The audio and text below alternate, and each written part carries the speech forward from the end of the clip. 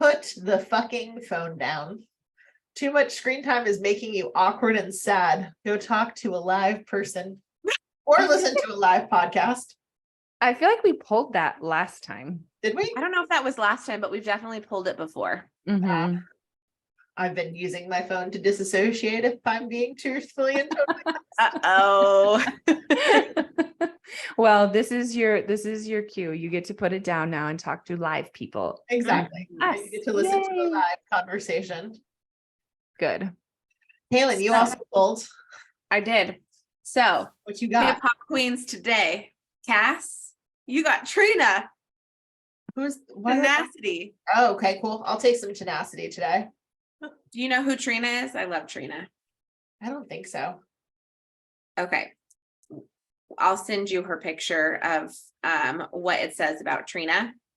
And I will What's like also one send- sentence. Give like a one sentence from the book, which can be annoying to find the one sentence, but It'll jump out. Okay, I'll just read the first. This is the middle sentence, but it's a good one. Trina's card and her career can teach us all a lesson. Hold firm and steady, and you'll never falter. I'll take it. Hold Okay. steady. All right. fast. Now, Jade got leadership. Nicki Minaj. Hell yes. Oh, look at that pink hair. It's great. Yes. I've been thinking about some pink hair. Really? Yes. I could see that. So, Nikki's card is calling you to lead the way. You may be used to taking the cues from someone else, but what happens when there's no one to report to? You can't always rely on second and third opinions when choosing certain walks in life. This time, it's all you and your gut instincts. Get it, girl. That's a word. That's a Yeah. word. Yeah. Have fun. Bye. On that note, I pulled Lil' Kim. How many licks does it take till you get to the center of it? The song break. And her word is resilience, bouncing back, overcoming obstacles, trauma, persistence, and survival. And it just says pulling a Lil' Kim card means that things will get better.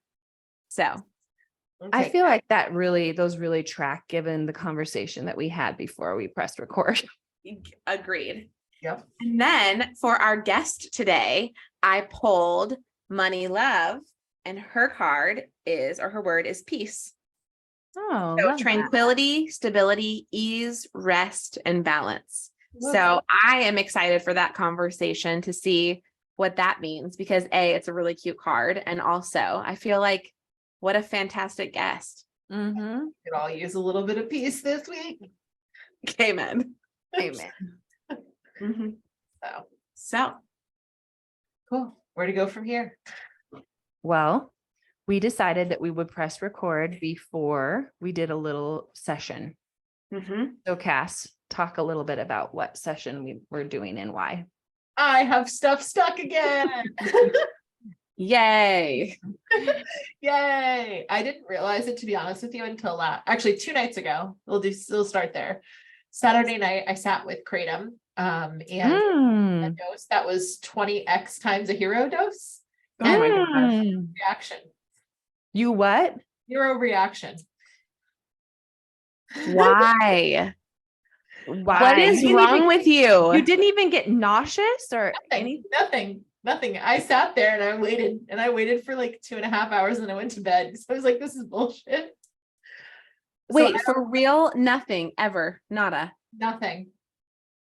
And I didn't eat a ton. So she told me to eat something to make sure that like my stomach like didn't just like straight out absorb. And I had like a very, very light dinner. Like I ate Amelia size portion. So there was no reason it should not have done anything. So that was fun and disappointing all at once. So went to sleep and kind of had Sunday, did kind of like the normal packing, cleaning up, organizing, getting ready to leave, et cetera things. And I grabbed a movie last night to watch because I've been wanting to watch Eat, Pray, Love because I need to manifest going to Bali. So it was at the laundromat when I was washing my blankets before I packed them up and everything. They had people like put stuff on this table and you can grab whatever you need. And I was like, cool, I'll watch it tonight. And I'm sitting there with Tom because Tom's like, I'll watch it with you. And I couldn't hear it. And I kept turning up the volume, and the volume is normally like at 16, 17 when we watch movies at night, and it was on 85. And Tom's like, are you deaf right now? He's like, what's wrong with you? I was like, I can't hear it. The kratom affected your hearing? No, I think my ear, well, from that clog that I had a couple months ago, it's Mhm. kind of in both when I swallow. Both of them are kind of cloggy, Weird. which is very strange. So I went to bed because listening to the movie at 85, Tom was like, I feel like it's yelling at me. I was like, I'm sorry. And when I went to the Cairo today, she was like, you are extremely, extremely inflamed. Your whole jaw is back to being like super inflamed, like worse than when you just had finished surgery 2 weeks ago. Hmm. So that's fun. And all my lymph nodes are clogged. Mm-hmm. Something is stuck. So I messaged Jade and said, Jade, will you see what I's got trapped? Let's do some trapped emotions. So if you didn't have that with the Robin listening to our stuff via podcast, you get a little bonus, a little icing on the cake today. Mm-hmm. Yeah. So for the listeners, a lot of you've probably heard of this emotion code, where I use a pendulum, especially for long distance. You can also like do muscle tests for this, but it's just a chart that has rows and columns, and I just let the pendulum kind of guide me to the place we need to go, and then we just say a few words. I use a magnet and just kind of call them out of her body, and then Cass will release them. And I usually play really pretty trilly music while we do it, but we won't do that part right now. You guys can imagine that there's really pretty music in the Yeah. Yeah, we'll just do about anywhere between 5 and 7 minutes. It's not a long time, but And then if you're not into that, you can skip ahead, and we will have a guest today. So exactly, if you don't want to listen to that. But and then if you want to follow on the YouTube channel, you can see the kind of the pendulum work. You also get a cleavage shot as Jade pans down the camera. Did you? Borderline. All right, let's go ahead and start.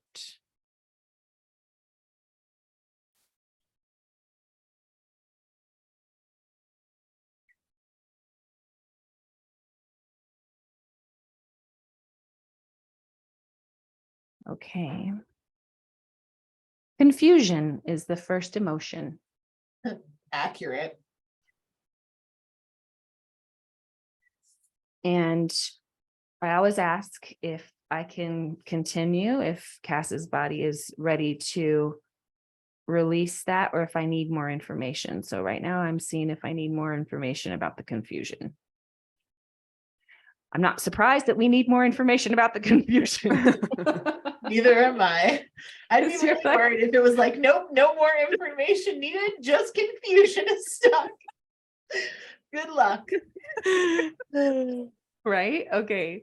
So now we're going to see kind of what in that fog of confusion, what other emotions are hiding in that are hard for you to kind of pinpoint.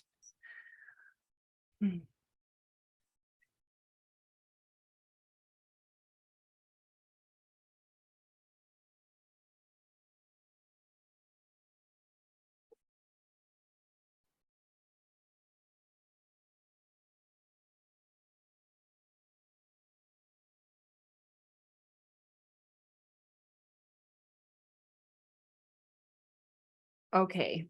So 2 are coming up really strongly here. 1 is discouragement, and the other one is rejection. And I think that's interesting because rejection is one of the main emotions when you look in Louise Hay's books in your jaw, if you remember. Yep. And I could see why that would be confusing to you, because you don't have any reason currently to be discouraged or feel rejected, right? So why? We need to know a little bit more about that.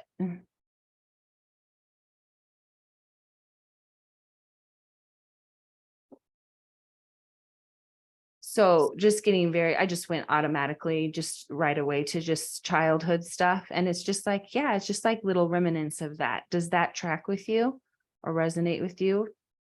No. Confusion. Past listeners. No, yeah, no. I've kind of sat down there and like kind of dug into it. I was like, what is, why, literally confusion. Why is this here? What is it? Right. What do I need to do Right. to clear it? And then I'm like, blank, nothing. Eyes confused. Well, let's see.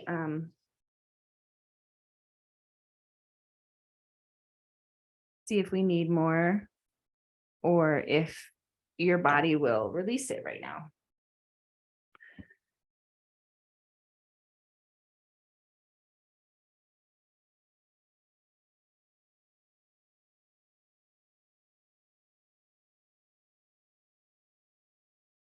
Okay. I am getting that absolutely we can release it. And I'm also being told to tell you that you are special. Oh, thank you. You are so special.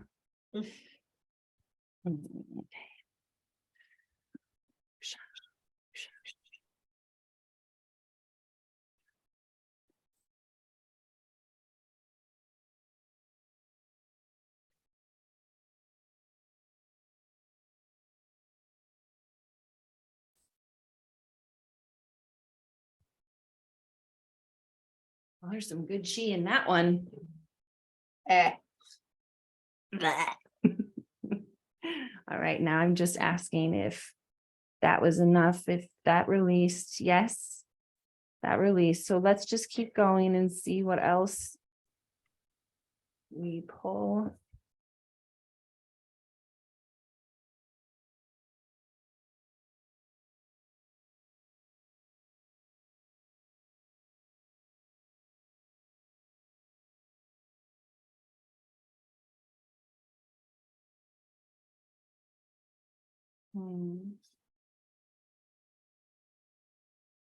There's some fear in there.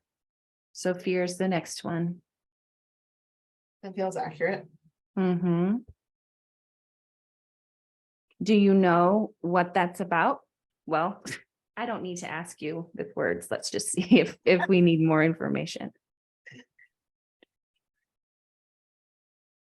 Yes, we need more information.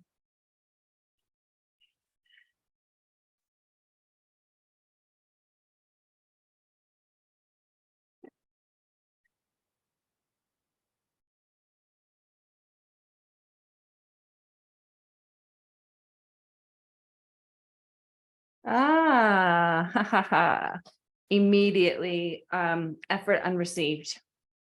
So there's effort unreceived lodged under the fear. So that one is like that tracks with me. Does that track with you? Or is that still like, what does that mean? I'm still in confusion. Because if effort unreceived is lodged under fear, it's almost like this like fear that again, it doesn't make sense. It's not something you can be logical about, but like all of this effort, all of this work that you're doing, will it be received by the right people? Will it be Okay, plugged that into tracks. the right places? Will my people, my team, will they meet me up there and stay with me and keep going? Like, or will it just be all this? Will people notice how much effort that I'm putting into it and how hard I'm fighting? Some of that like South Node Virgo taking responsibility shit is in there. Yuck. Yep, that Yeah, tracks. like that kind of stuff. Yeah. Thanks, South Node Virgo. We need some more under fear. So let's keep going there.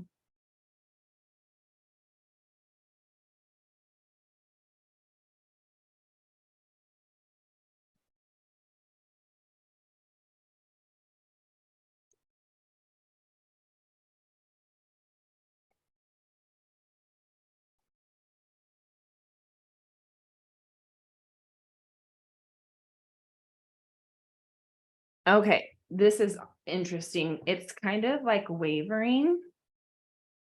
between defensiveness and grief, which to me don't seem like they're related.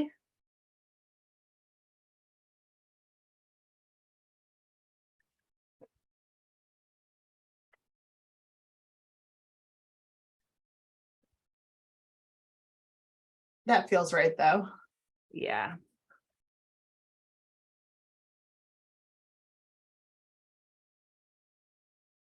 Yeah, of course. So this fear, effort unreceived, will people know how hard I'm working? The South know, taking responsibility for things that aren't your responsibility. Will it fail? Will it be successful? So there's an immediate defensiveness that comes up, right? But there's just also just grief and wanting to be able to trust and wanting to be able to rest in that, in the feminine, in the ease, in the flow. And it's like, where do you just rest and where do you need to have your guard up? Yeah, that's it. And your body's just like, get that out now, please.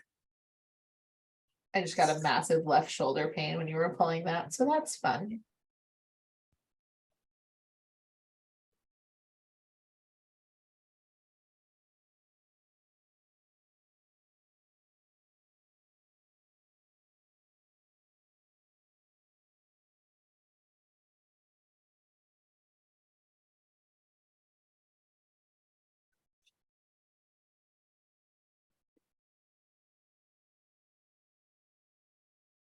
Oof.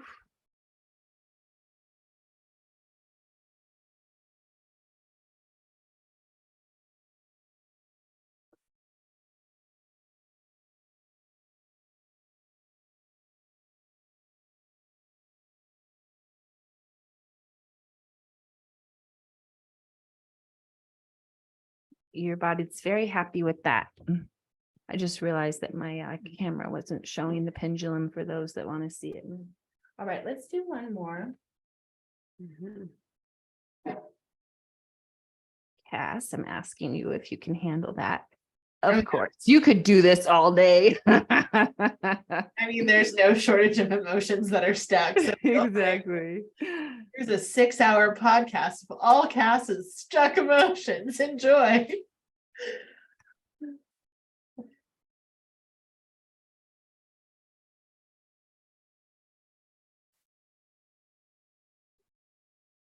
Thank you, Kaylin, for yawning for me. There's something in your ear. Yeah.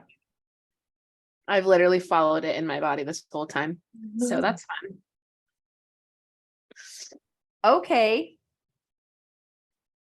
So you've pulled every single one of this certain column B, row 3.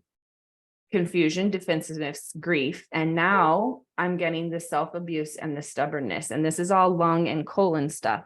So self-abuse. I'm asking about this.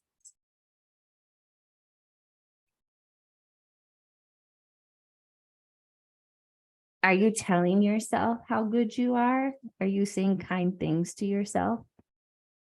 I'll let you guess on that one. Absolutely not. You need to be kind to Cass. I'm gonna get mad at you now. You gotta be nice. Why does it feel like you're talking to it like you're one of your children, Jade? Or our Because children. I mostly do trapped emotions on my kids. Ah, that makes sense. Am I being nice to myself? Yeah. So self-abuse and stubbornness. No, it's why did You're stubbornly being not nice to yourself. that really tracks? Definitely.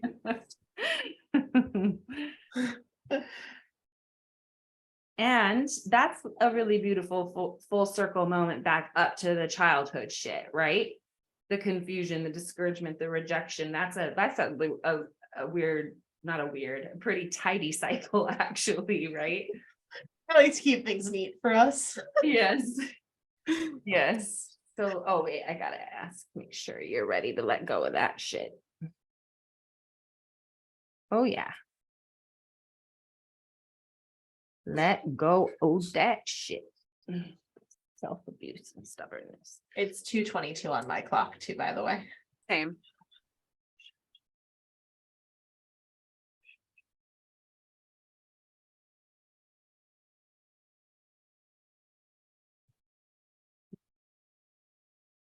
Kaylin, can you put your hands up and see if you can just pull a bunch of chi into your, They already are. yeah. And get her ear especially. Mm-hmm. I love you guys. Get her ear.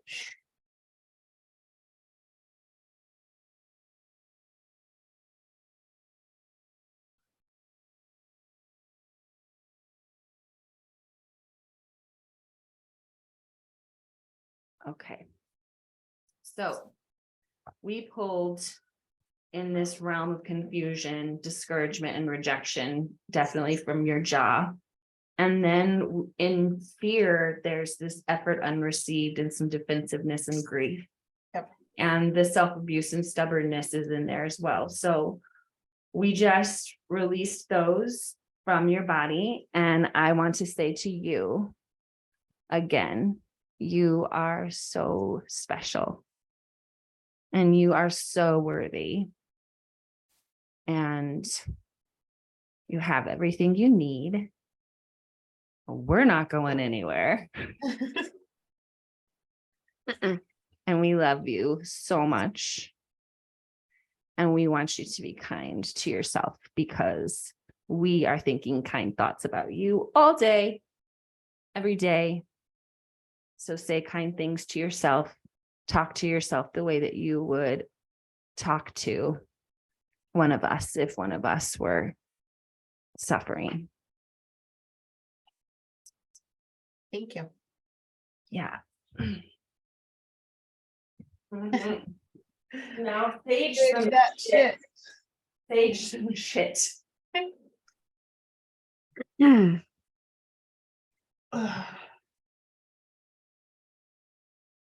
Is it still in your ear? Yep. It takes a minute. Yeah.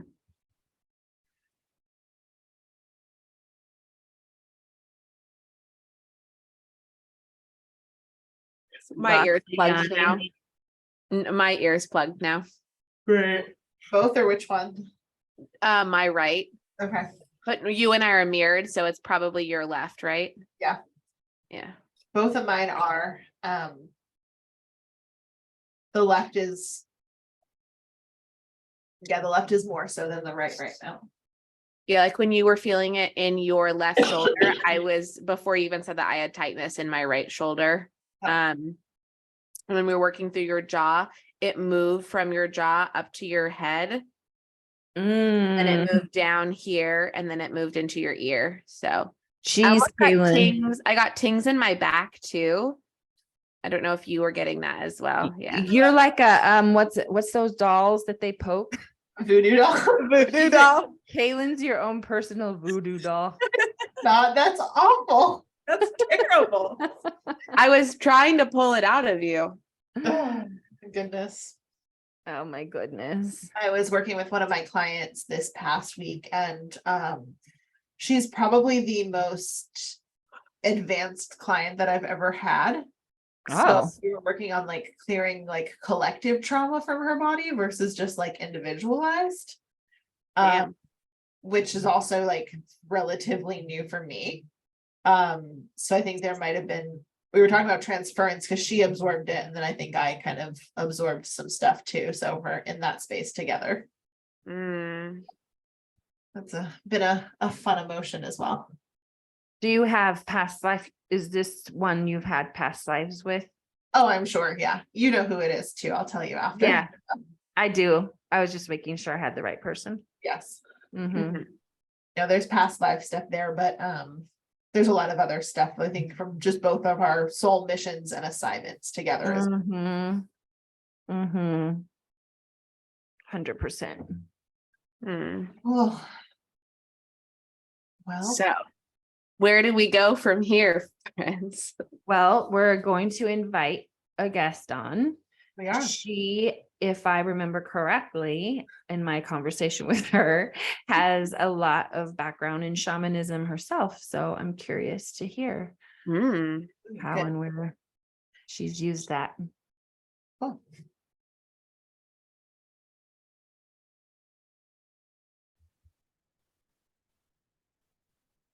Hi, Emmy. It's so nice to have you on the podcast today. Thanks. I'm happy to be here. Last time we chatted, you had your little ones in tow. I say little ones, but you said they were 8 and 11, but they were very actively involved on our last conversation. So you're hoping that they're occupied for the podcast. Yeah, they were both supposed to be at camp, but one has 2 hurt feet. So one of them stayed home. Oh. 2 hurt feet. Oh, Mhm. that's too bad.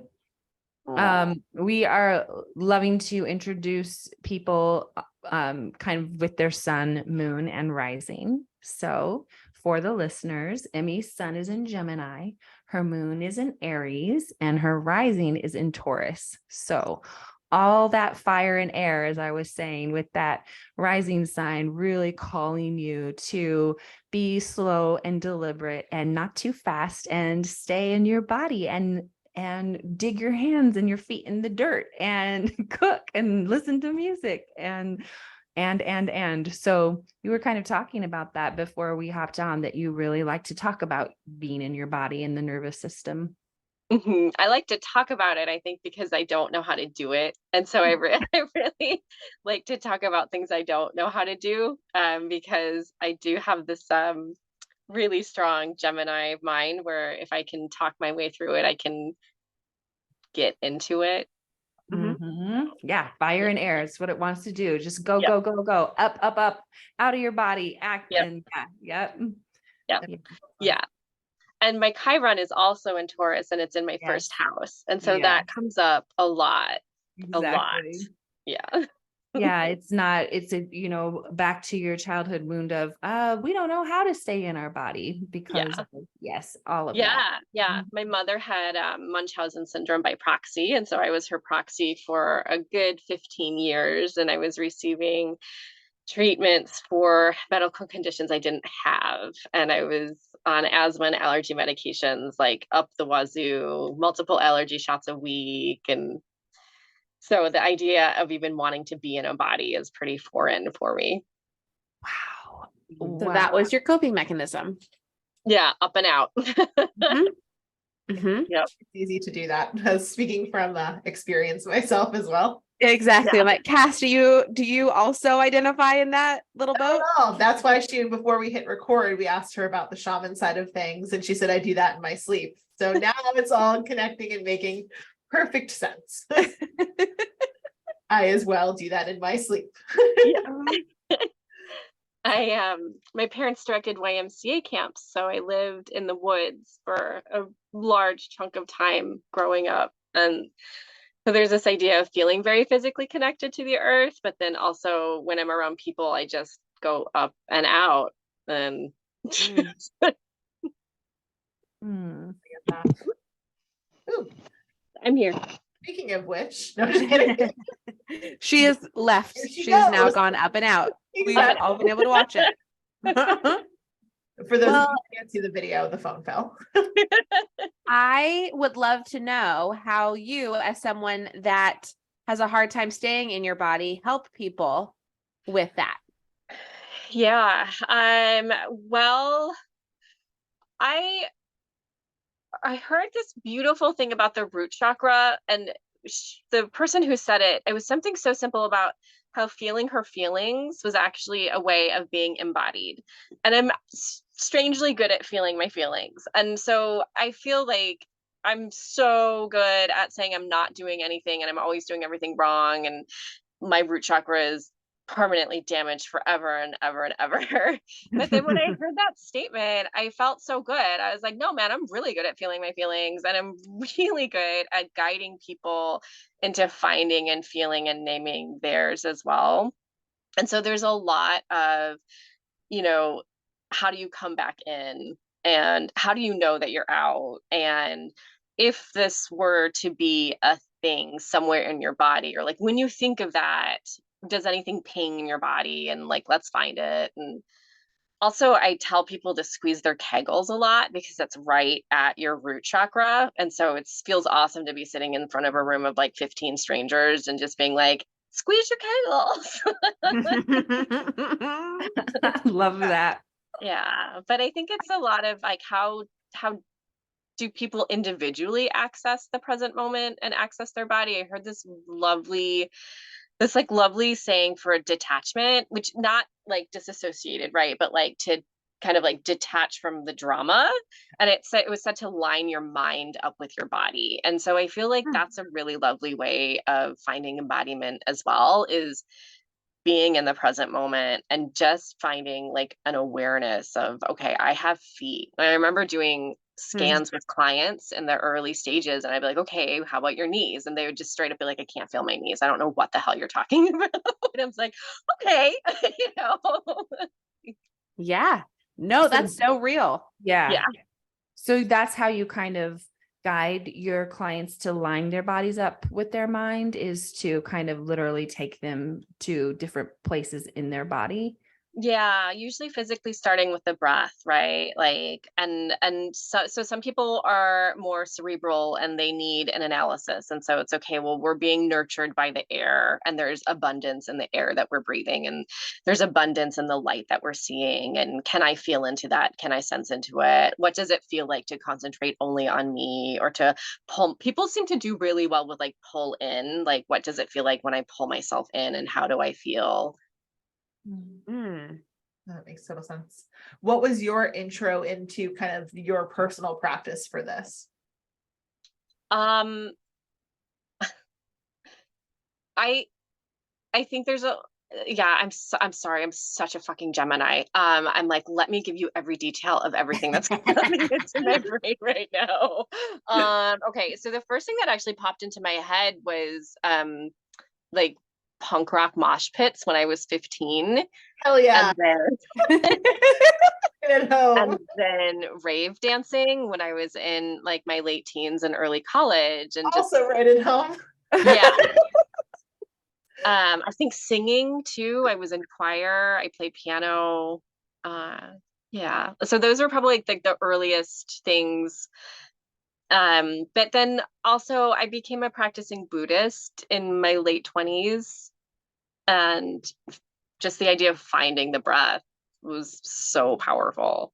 So you're saying that what helped you start finding your way out of your traumatic childhood was being in your body in these ways, like with dance, like basically you were ecstatic dance.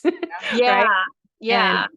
And music that kind of just like took over your body to help you be in your body, which totally makes sense, especially for a moon in Aries. Like you said earlier that you're good at naming your feelings. That's that moon, right? It demands, your emotional body demands attention. Your feelings demand attention. Hello, Oh, here I am. yeah. Mhm. Yeah. So that makes sense that something active and like that would be really good for you. Mhm. Mhm. Damn, I've got so many questions right now buzzing through. I'm like, which one do I ask, and where will it lead us to? I think one thing that, just for listeners listening to this and for myself, I want to know who you help and why you help them. Okay, so I'm a survivor of domestic violence, and I don't know how much information on that is readily accessible to y'all or to the listeners, but one major symptom of domestic violence is financial abuse. And so I am still financially recovering from that domestic violence. And I live in public housing, and so I have a lot of marginalized neighbors that I work with. Not necessarily, sometimes it's one-on-one, like sometimes they'll actually sit down and let me do sessions with them. But then there's a lot of just embodied listening, a lot of embodied talking, a lot of here's some ginger for your cold, here are some homeopathics, here's some Bach flowers. And then I would say that I don't have, well, I like to be open with the people that I work with. I like to work with whoever feels or whomever, I don't know which one it is, feels drawn to working with me. And what I've noticed is that the people that are coming to me are highly energetically sensitive. They just might not know it.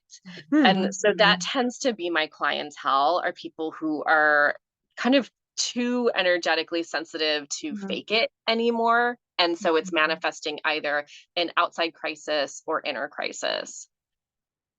Mm. Yeah. So that's the who. And I forgot the other part of the question. Was it the how? It was a what or a why, you know, who and why. But that, I think we Kinda can kind of answered it. understand Yeah. that. I love more information if you feel comfortable enough to share about your survival and you know, and that process. Sure. It was pretty intense. And had I Yeah. not had people name the words domestic violence, I would have never understood what was happening. I was like this liberal, like this, feminist from Chicago, I would like didn't take shit from anyone. And Right. then I ended up with someone who was very deeply mentally ill, and I didn't know that. I like to blame it on art school, because it's like in art school, I literally asked my best friend if he wanted to stay up all night with me taking photographs of a building, and he was like, that sounds great. And so there's like this spontaneity in the art world that it makes it a little trickier for me to be able to pinpoint when someone's mental health is like severely impaired. And that actually, I actually kind of like the word like vulnerable, like if their mental health is vulnerable. It makes it a lot more difficult for me to pinpoint the ramifications of that. And so I became involved with someone who was his mental health is deeply vulnerable. And he purposely got me pregnant. And then I remember like telling my uncle that. My uncle's just like a good old boy from Georgia. And he was like, well, it takes two to tango. And it was so hard not to internalize that. And then I spoke to a friend of mine maybe a year or two ago, and I was like, I kind of, and he's just like, no, he's like, Emmy, he's like, was he excited when you said you were pregnant? And I was like, yeah, he was. He's like, yeah, he did it on purpose. I was like, well, okay. Thanks for that affirmation. The good hint.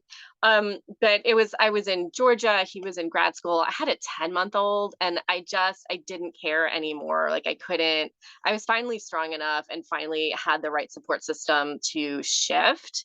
And I had a really good friend neighbor who was a lawyer, and she did volunteer work in a domestic violence clinic. And so just like working with people who are familiar with the language, familiar with the tactics, the techniques, and like calling someone and being like, he is doing this at this time, and like having someone else being like, yes, that is textbook domestic violence. Like it's literally like almost like they all have a book that they read, because the behavior is so similar across the board. And it's not always necessarily physical, it's not always necessarily emotional, right? Sometimes it can be as simple as not being able to offer affection without the expectation of sex, or financial abuse, like being able to spend whatever they feel like, but then just completely obsessing with whatever you spend. And so it's just this idea of like this like really nuanced spaces with like a lot of gaslighting. And so that was the experience. And I had a 10-month-old, and I just couldn't do it anymore. And I just remember like praying and crying, and my brain was finally like, do the math. And like, that's what I always kind of come back to, is like, just do the math, like, what do I need? And I realized that if I rented a room, I had it. And so I straight up stopped cleaning the house and stopped cooking for him. I'm like, I don't even clean that well anyway.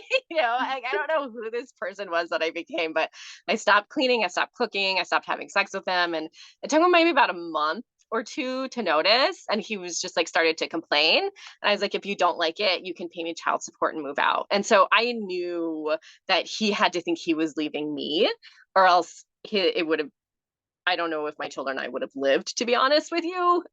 Even when he was his own choice, it was still, I had to get a restraining order. There was lots of fun. Yeah. Stress, Yeah. So that's been 8 years ago or 7 years ago now? 7. Yeah. Wow. That's amazing. Yeah. Do you feel so empowered that you were able to get out, and that you are who you are today, doing what you're doing today, and continuing on that journey, and not dead, not, that you can say you're a survivor? Yeah, yes and no, because I definitely still feel fairly broken. So, Mm. and it's weird. It's like I'm grateful for that, but then I think it really mirrors this insanely unjust system that we live in that is, and so it's like I've definitely internalized some of the brokenness of like the system of what our expectations of me as a human in capitalism should be. Yeah. I had she's an acquaintance and she has 2 children, and she definitely has vulnerable mental health, and she was living in a hotel with her 2 kids for like 2 years, and then she wasn't living in the hotel anymore and she wanted to stay with us. And whatever, that part isn't that interesting, but like her ex has a job and a 6-figure income and a 4-bedroom home, and it's like in my mind it's like, how is this okay? Like, how is it okay that this human being with 2 children is like bouncing back and forth from places when there's someone else who has all of this privilege and all of this financial stability and doesn't even have kids in the home that has 4 bedrooms in it? Like, how is that even okay? So I think it's something that I still work with, is like and that's another thing I really work on with clients too, is that like internalization of things that aren't just. And I work with a lot of men, and I also work with a lot of moms. And with moms, it's like, it is unjust to have to raise your child in isolation, to just be the only adult, or even one of 2 adults. Like, even if you have a functioning partner, it's not enough. And so really like examining like, what is justice? There's this theorist or whatever philosopher named Derrida, and he like would talk about words and semantics. Yep. And there's like the concept of like, what is a frame? And I just really think about that. It's like, let's say a painting in a museum has its physical frame, then it's framed by the wall, and then it's framed by the gallery that it's in, by the building, by the people, by the institution, by the block, by the town, by the city, whatever. So it's like there's all of these things that are framing that we tend to internalize. That's a great analogy. Yeah, it really is. Oh my goodness. Yeah. Yeah. I can You tell spend you're a lot little of bit time. visual. I was like, oh my gosh, that just, yeah. I always say zoom out, but just the framing thing is a whole different perspective too. Yeah, and specifically that analogy of the painting, I think, is really powerful. Yeah, I also appreciate you kind of shedding on light that domestic violence doesn't necessarily have to be physical, because I feel like there's a stigma within those words that, oh, if you can't see bruises, if you can't see whatever the case may be, there was no violence there, which is obviously completely untrue. Yeah. And it also doesn't have any kind of concept of like what our nervous system reads to be safe and not safe, and how we respond, and how we go into, like, when I heard the word coercive control, I felt like my brain was going to explode. I was just like, that just like defined my entire relationship with this person. It's like, he doesn't have to become physically violent with me, because my nervous system is immediately going to go into that appeasement mode where like, I'm shut down, but it's not safe for me to be frozen. So I have to people please. I have to do what I'm told. I'm also wondering if is every man who domestically abuses his partner a narcissist? Because as you're talking, I'm like, there's like a textbook for domestic violence. There's a textbook for narcissists. Like, it's, I think there's probably a Venn diagram of, a good there's probably some crossover here. Yeah. I have several male clients who they are experiencing domestic violence as well with female partners, and you're right. so it can happen the other way, and they're definitely not gender specific, and even like heterosexual specific either. Yeah, but I think that I personally believe that narcissism is a self-defense mechanism that children have to take on very early to keep safe. Yeah. And then it's like, it's a coping mechanism, that it's a tool that becomes a weapon. It's just that weapon is externalized. Yep. And so, like, I remember when we were separating, like he was so nuts. He was just like telling people, he's like, oh yeah, we're breaking up because she can't cook, she doesn't clean, she gives bad head, and she's bad in bed. And like literally what he was telling people. And I was like, I am phenomenal in bed. So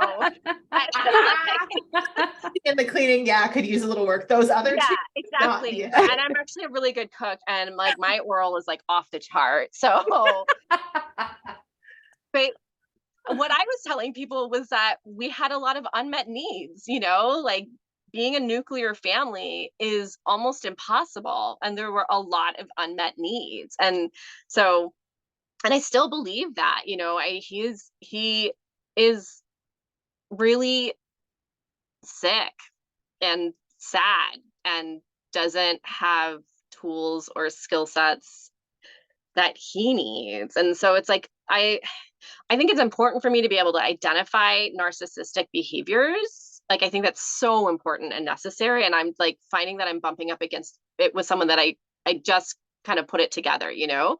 And I was like, whoopsie.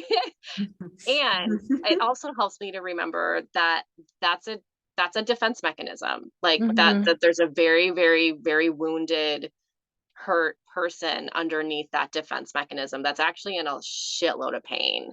I don't have to take that pain on. I don't have to take responsibility for any of that, but just having that awareness, it helps me feel kinder and like, yeah, it actually helps me be able to keep them away. You know, Yeah. like, yes, you're hurting. Like, if you pay me, I will help you. Totally get that. Yeah. For Yeah. sure. Amazing. So what have you done with that? What have you, I mean, obviously did you just start helping people with, you know, their nervous system and their bodies when you left that, or when you had that realization, or is this something you've been doing for a while? It took about a year for someone to put a copy of The Body Keeps the Score in my hands. Such a great book. Yeah. And then everything just started like blowing up and lighting up. I had to focus. I wasn't taking clients at that point in time. I was really focusing on just surviving. Correct. And so, yeah, so I think what I end up doing with that is, I think with Chiron in my first house, it's like, I am not going to do it for myself unless I'm teaching someone else to do it. Yeah, it makes a lot of sense. So it's like, I had to learn these things, but they're kind of useless if it's just me. And so even if it's, you know, I'm in recovery. And so that means I spend a lot of time on the phone. And so I would be on the phone with people, and like the people I'd be on the phone with are just like, I'm literally having like a spiritual awakening just hearing how you speak to your children. And so it's, I'm not, I yell at my kid, you know, like I'm not a perfect parent by any means. But I try to use nonviolent communication. I try to say where I'm coming from. I try to like never like belittle or demean my children. But that happened a bunch of times. And like, I was working at a YMCA camp with my kids, and the counselors were just like laughing at me. Like, they're all like 19, 20, and they're just like, my parents never spoke to me like that. And so sometimes I think even just mirroring that there's an alternative. And I think that that's where, for me, domestic violence really clicked in my mind, was when I saw there's like these two wheels. There's the power and control wheel, and then that's usually what most people see.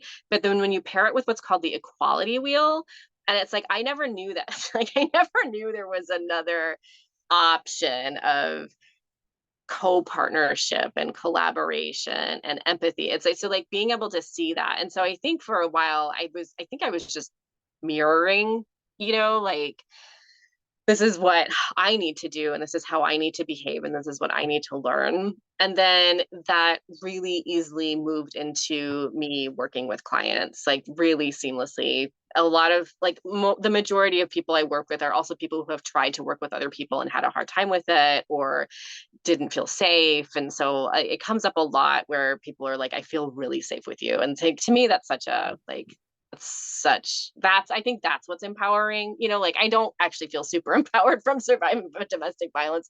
It sucked.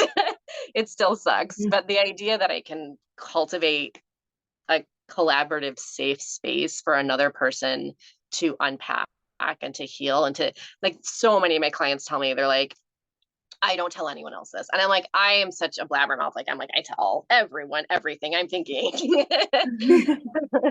But to be able to witness that, I guess, and just be invited into those spaces, I think that's really what feels empowering. Mm. Yeah. So who's safe for you? I have someone that I call my not boyfriend. Sure. And I have really close friends.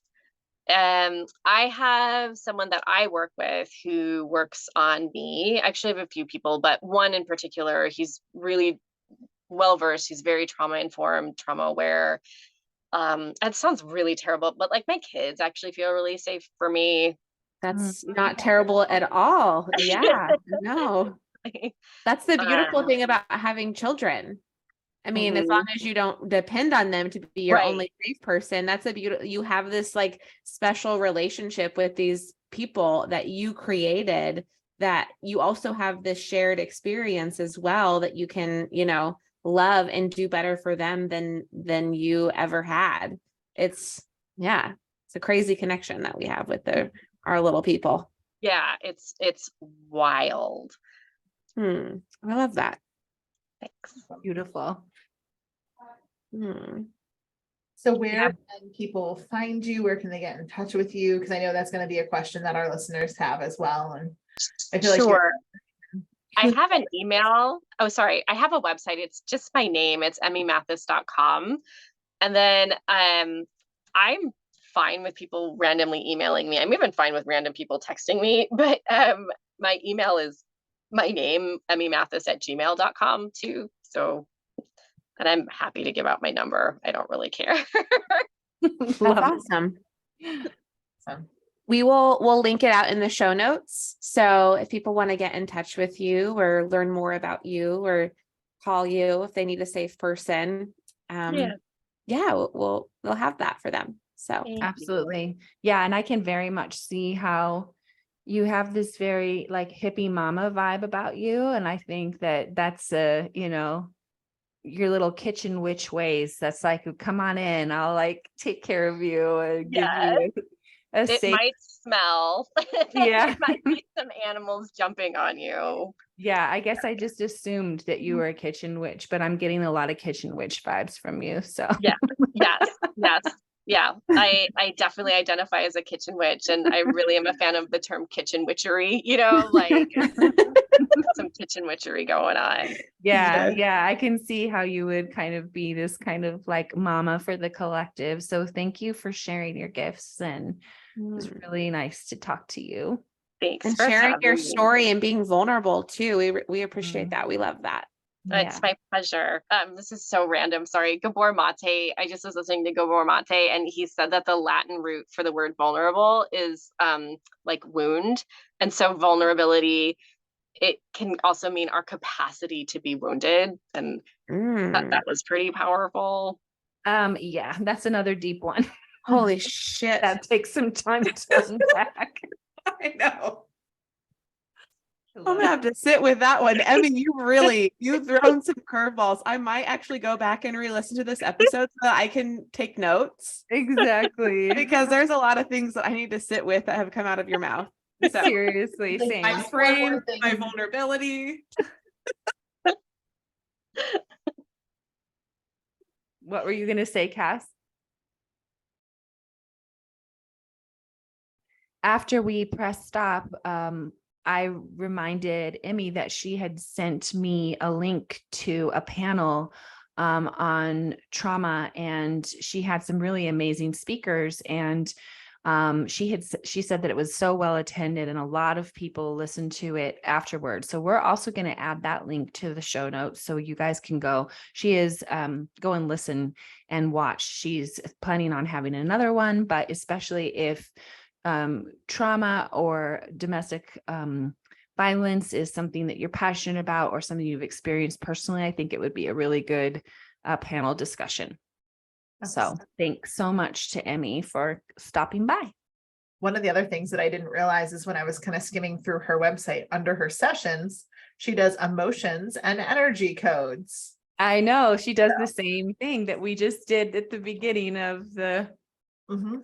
podcast. That's beautiful. Yeah. I'm She has, potentially interested. I feel like she would be a good connection to some of our listeners to, you know, have that process done with her.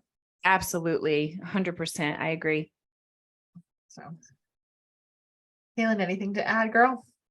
I'm just sitting with the things, the knowledge bombs that she dropped on us. Like I feel like I'm gonna need to really digest those.